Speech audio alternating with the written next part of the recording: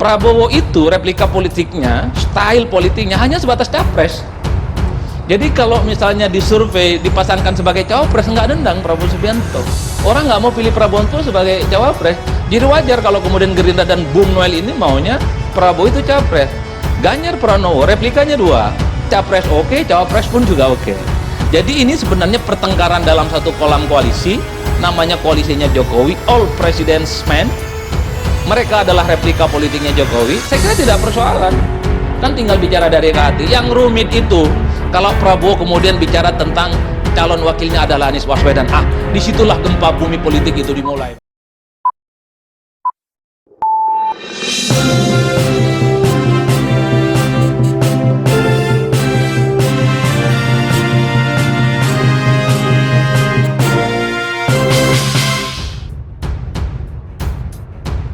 Pengamat politik dari UIN Syarifuddin Hidayatullah, Adi Prayitno menilai gagasan koalisi antara Partai Gerindra dan PDI Perjuangan sulit terwujud. Sebab masing-masing partai ngotot ingin mengusung kadernya sebagai calon presiden. Saya ditanya oleh salah satu wartawan bicara tentang bagaimana statementnya Pak Hashim yang mengatakan bahwa tidak mungkin Prabowo yang cukup senior bisa menjadi calon pendampingnya Ganjar Pranowo. Saya bilang, kalau itu konteksnya saya kira nggak relevan, karena Jokowi di 2014 jelas punya pasangan yang jauh lebih senior, Pak JK, dan memenangkan pertarungan. Kemudian di 2019, Jokowi juga berpasangan dengan Profesor Dr. Kiai Maruf Amin, jauh lebih senior, dan memenangkan pertarungan. Yang saya sebutkan adalah, kalau bicara tentang bahwa Prabowo Subianto jauh lebih senior dalam konteks politik elektoral di Pilpres, ya, karena sudah 3 kali ikut pemilu, 2009, 2014, dan 2019. Dalam konteks itu tidak ada bantahan apapun. Kesimpulan saya yang saya katakan ke teman-teman media adalah soal bagaimana kawin politik antara Prabowo dengan Ganjar. Ini kan baru asumsi dan wacana. Jadi kita semua harus membaca konteks. Ini tidak terlepas dari di mana Jokowi memberikan satu kemesraan yang dianggap luar biasa, dianggap memberikan endorsement politik kepada Ganjar ataupun Prabowo Subianto. Orang ramai, bagi Bung Eko dan kawan-kawan cocok ini barang kalau Ganjar dengan Prabowo. Cuman Bung Noel nggak terima, nggak begitu ceritanya. Cocoklah ini barang kalau Prabowo dengan Ganjar. Ini saling klaim aja. Karena publik melihatnya sampai saat ini bahwa Jokowi itu terkesan ya sangat menganakmaskan kalau tidak Prabowo Subianto ya Ganjar Pranowo. Karena kita tahu persis bahwa Jokowi ini adalah salah satu orang politisi bahkan presiden yang cukup mempercayai survei ya Bang, sebagai satu instrumen untuk melihat apakah seorang kandidat itu punya adaptasi, punya elektabilitas yang tinggi atau tidak. Kan orang juga bertanya, kenapa yang lain endorsementnya nggak ada? Puan tidak pernah disebut, Sandiaga Uno kadang jarang, ya Erick Thohir kadang-kadang, Erlangga juga kadang-kadang. Karena elektabilitas beberapa orang yang saya sebutkan tadi di survei hilal politiknya nggak muncul secara signifikan. Nah abang ini kan memberikan satu perspektif ya, Bang Syahganda itu sekarang perbincangannya adalah di medsos dan pengguna handphone. Cuman kan orang sekali lagi sampai saat ini masih belum menggunakan itu sebagai instrumen untuk melihat apakah seorang kandidat dan partai itu kuat atau tidak. Yang kedua, kita tidak pernah tahu bagaimana perilaku politik orang yang punya handphone. Saya punya iPhone misalnya, pilihan politik saya ke siapa? Apakah itu, Bang? Betul, apakah ke Ganjar, apakah kepada Prabowo, apakah kepada Anies dan seterusnya. Kalau misalnya kita melihat siapa yang menggunakan handphone, kita tahu mereka itu adalah mereka kelas menengah ke atas. Kalau kita melihat data-data survei, kelompok kelas menengah ke atas itu rata-rata pendukungnya Anies Baswedan. Yang kedua, orang yang melek politik menggunakan handphone adalah mereka yang berpendidikan tinggi, minimal dia adalah lulusan S1. Dilihat dari angka-angka statistik survei, mereka yang lulusan S1 ke atas adalah mereka yang preferensi politiknya kepada Anies Baswedan.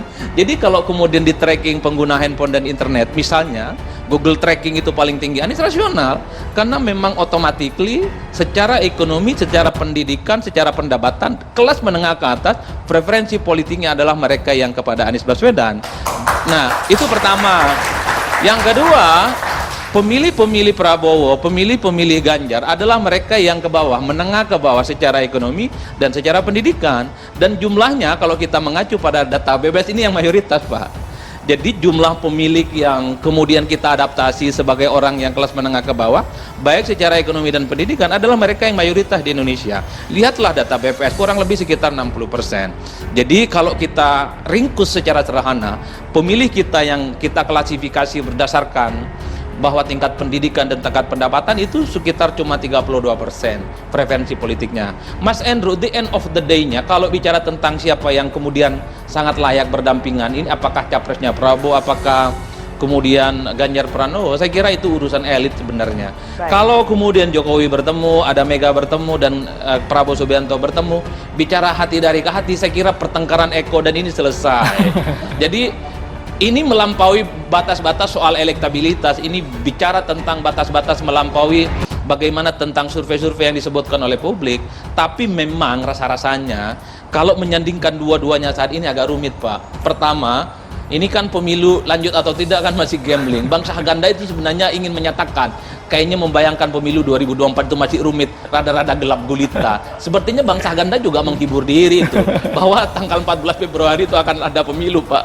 Itu yang pertama. Yang kedua yang paling penting ya, saya membaca kalau dari angka statistik ya, Prabowo itu replika politiknya, style politiknya hanya sebatas capres.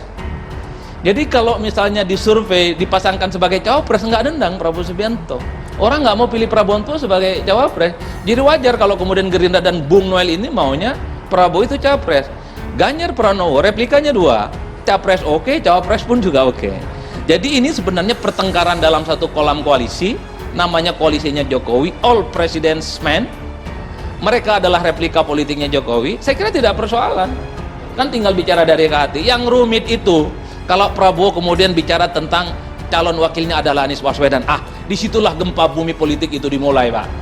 Kenapa? Karena apapun judulnya sampai saat ini ada jarak psikologis yang memang belum bisa diterabas. Bahwa Anies itu selalu diproyeksikan sebagai orang yang akan berhadapan-hadapan dengan Jokowi.